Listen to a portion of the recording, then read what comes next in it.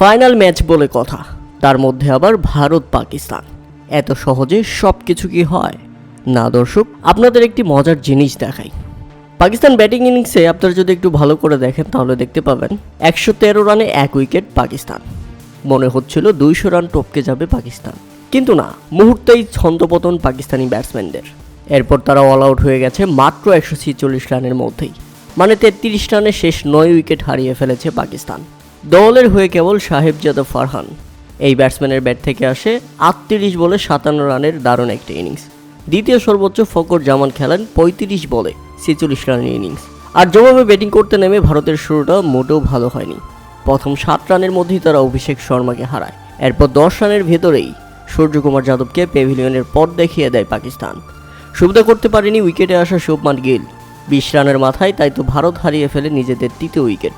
Sanju Samson catch মিচে বেঁচে গিয়েছিলেন, কিন্তু সুবিধা করতে পারেনি।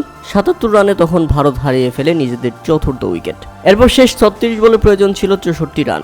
ভারত কি পারবে শেষ পর্যন্ত টপকে যেতে এবং নবমতম শিরোপার দাবিদার হতে?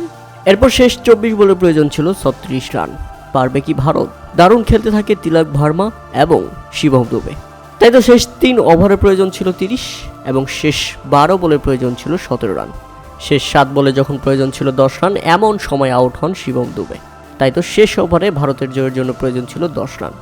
তবে শেষ পর্যন্ত সুবিধা করতে পারেনি পাকিস্তান। ভারতকে জিতেই মাঠ ছাড়েন তিলক ভার্মা।